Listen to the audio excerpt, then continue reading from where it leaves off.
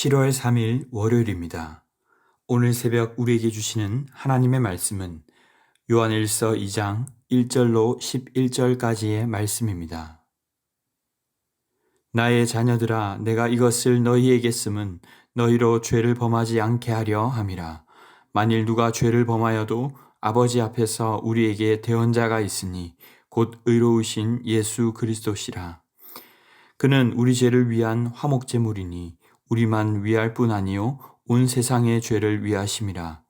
우리가 그의 계명을 지키면 이로써 우리가 그를 아는 줄로 알 것이요 그를 아노라 하고 그의 계명을 지키지 아니하는 자는 거짓말하는 자요 진리가 그 속에 있지 아니하되, 누구든지 그의 말씀을 지키는 자는 하나님의 사랑이 참으로 그 속에서 온전하게 되었나니 이로써 우리가 그의 안에 있는 줄을 아노라. 그의 안에 산다고 하는 자는 그가 행하시는 대로 자기도 행할지니라. 사랑하는 자들아, 내가 새 계명을 너희에게 쓰는 것이 아니라 너희가 처음부터 가진 옛 계명이니 이 옛 계명은 너희가 들은 바 말씀이거니와, 다시 내가 너희에게 새 계명을 쓰노니 그에게와 너희에게도 참된 것이라. 이는 어둠이 지나가고 참빛이 벌써 비침이니라. 빛 가운데 있다 하면서 그 형제를 미워하는 자는 지금까지 어둠에 있는 자요 그의 형제를 사랑하는 자는 빛 가운데 거하여 자기 속에 거리낌이 없으나, 그의 형제를 미워하는 자는 어둠에 있고 또 어둠에 행하며 갈 곳을 알지 못하나니 이는 그 어둠이 그의 눈을 멀게 하였음이라. 아멘. 사도 요한은 거짓 교사의 잘못된 가르침으로 믿음 생활에 혼선을 가진 성도들을 위해 편지를 썼습니다. 1장에서는 죄가 없다고 스스로를 속이고 하나님과 사귐이 있다 하지만 진리를 행하지 않는 이들을 예를 들어가며 말씀했습니다. 그러나 오히려 빛이시고 어둠이 없으신 하나님과의 사귐이 있다면 진리를 행해야 하고, 만일 우리에게 죄가 있음을 인정하고 자백한다면 오히려 신실하시고 의로우신 주님이 우리를 모든 불의로부터 깨끗게 해주실 것이라고 말씀하였습니다. 1장에서는 거짓 교사들의 거짓말의 특징에 대해 초점을 맞춘 후에 요한은 오늘 2장에서 독자 그리스도인들에게 초점을 맞추고 있습니다. 기록 당시 연로했던 요한은 나의 자녀들아 라며 예수 그리스도를 주로 믿는 모두가 한 지체임을 말씀하고 있습니다. 그리고 그들에게 이 편지를 쓰는 이유에 대해 말하기를 죄를 범하지 않게 하려 함이며, 만일 죄를 범하더라도 예수 그리스도께서 대언자가 되신다라고 말씀합니다.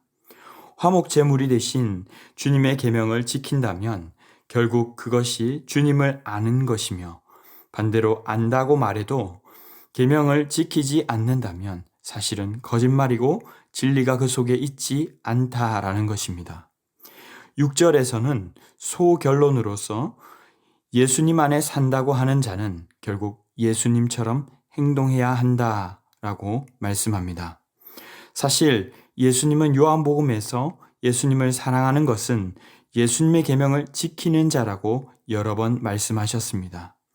요한복음 14장 15절에 너희가 나를 사랑하면 나의 계명을 지키리라. 21절에도 나의 계명을 지키는 자라야 나를 사랑하는 자니, 또 15장 10절에서도 내가 아버지의 계명을 지켜 그의 사랑 안에 거하는 것 같이 너희도 내 계명을 지키면 내 사랑 안에 거하리라 라고 말씀하셨습니다. 그렇다면 예수님의 계명은 무엇입니까? 요한은 7절부터 새 계명에 대해 말씀합니다. 요한복음 13장 34절에서 예수님은 제자들의 발을 씻긴 후에 이렇게 말씀하셨습니다. 새 계명을 너희에게 주노니 서로 사랑하라. 내가 너희를 사랑한 것 같이 너희도 서로 사랑하라. 사실은 서로 사랑하라는 말씀은 7절에서 말씀하는 것처럼 본래 처음부터 이들이 가지고 있던 옛 계명이기도 합니다.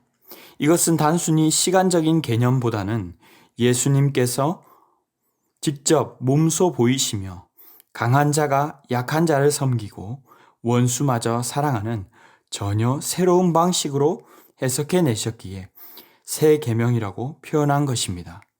그래서 요한도 8절에서는 내가 너희에게 새 계명을 쓰노니라고 말하면서도 예수님이 이미 보여주셨기에 앞에서 다시라는 표현도 함께 사용한 것이죠.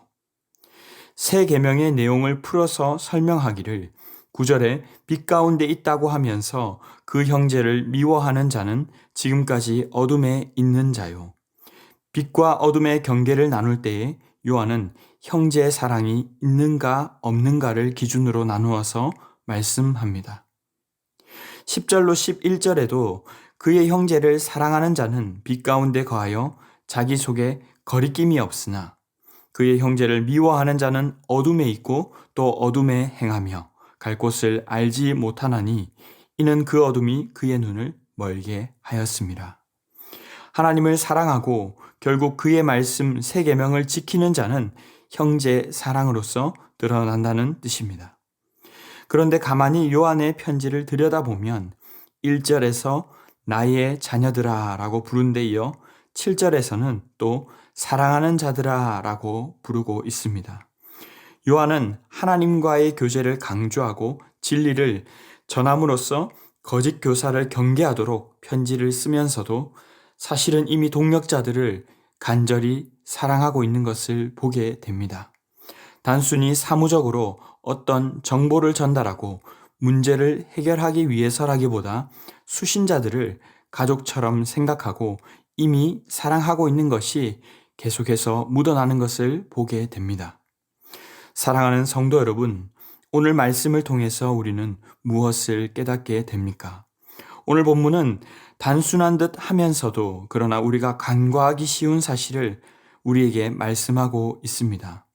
먼저는 많은 이들이 예수를 믿는다는 사실에는 흔쾌히 동의하지만 그것이 곧 예수님의 말씀대로 살고자 하고 또 살아가는 것이라고는 생각하지 않는 경우가 있다는 것입니다. 학습하고 공부하고 그래서 지식적으로 알 수는 있지만 정작 우리가 알고 있는 말씀대로 실천하고 살아가는 것은 결코 별개가 될 수 없다는 것입니다. 결국 알고 말하는 것과 삶이 다르다면 이는 거짓이라는 뜻이기도 합니다. 주님을 믿어 구원받고 나의 필요들을 채우고 싶지만 십자가는 지기에 싫어하는 신앙이 아니라 십자가도 기꺼이 짊어지고 걸어가는 믿음의 사람들이 될 수 있기를 바랍니다. 두 번째로는 예수님이 주신 새 계명대로 형제를 사랑할 수 있기 바랍니다. 나와는 다른 이들을 사랑하는 것은 말처럼 만만한 일은 아닙니다. 하지만 오늘 말씀처럼 형제를 미워하는 죄의 어둠은 결국 우리의 눈을 멀게 하고 우리가 가야 할 곳으로 가지 못하도록 막는 장애물이 됨을 기억할 수 있기를 바랍니다. 빛과 어둠이 공존할 수 없는 것처럼 미워하며 빛 가운데 있을 수 없고 미워하며 제자 될 수는 없습니다.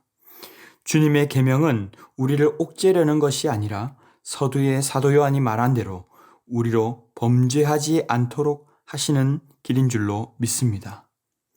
혹여나 내 마음에 미워하고 용서하지 못하는 대상이 있다면 기꺼이 용기를 내셔서 먼저 다가가고 화해할 수 있기를 바랍니다. 결코 쉽지는 않을 것입니다. 때로는 아무리 돌아서서 여러 번 생각해도 내가 잘못하기보다는 억울한 감정이 더 먼저 느껴질 때도 있습니다. 그러나 예수님으로부터 우리가 받은 사랑은 사랑하시되 끝까지 사랑하신 그 사랑임을 기억하고 우리도 사랑할 때에 우리의 눈이 멀어 제대로 보지 못하던 눈이 새롭게 뜨여지고 또 새롭게 보게 되는 세계가 있을 줄로 믿습니다. 말씀을 맺겠습니다. 주님의 계명을 지키는 제자로 살아갈 수 있기를 바랍니다. 지켜야 하고 지킬 수 있기에 주신 계명인 줄로 알고 주님이 주신 계명대로 살기 위해 오늘도 힘쓰시기를 바랍니다. 특별히 오늘 말씀하신 것처럼 내게 허락하신 분들, 나의 배우자, 부모, 자녀, 형제, 직장의 상사, 동료, 혹 나를 힘들게 하는 어떤 분들이라 할지라도 사랑함으로 그동안 보지 못했던 다른 세계가 열려지고 찬빛 가운데 살아가는 성도들이 다 되시기를 주님의 이름으로 축원합니다. 기도하겠습니다. 사랑의 주님 감사합니다. 온 세상 죄를 대신해 화목 제물이 되심으로 저희를 자녀 삼아 주셔서 오늘도 이 자리에 있게 됨을 고백합니다. 사랑하라는 계명을 주시기 전에 먼저 우리를 사랑하신 주님, 저희 또한 주님의 계명을 쫓아 주님의 제자로 살아가게 하시되 이기심과 교만들을 내려놓게 하여 주시옵소서. 오늘 주신 말씀처럼 형제를 사랑함에 있어 순종하기를 원합니다. 그러나 이마저 우리의 힘으로 할 수 없음을 고백하오니 성령께서 우리에게 사랑할 힘과 능력도 부어주시기를 간절히 바라오며 이 모든 말씀 존귀하신 예수님의 이름으로 기도하옵나이다. 아멘. 이 시간 함께 기도하실 때에 주신 말씀을 붙들고 기도하시고 주간 기도 제목을 따라 나라와 민족 또 한국교회의 부흥을 위해서 기도하겠습니다. 나라와 민족을 위하여 지도자들과 부상과 한국교회의 부흥을 위해 말씀과 기도로 승리하는 한 주간 될 수 있도록 합심 제목과 개인적인 제목으로 기도하도록 하겠습니다. 함께 기도하겠습니다.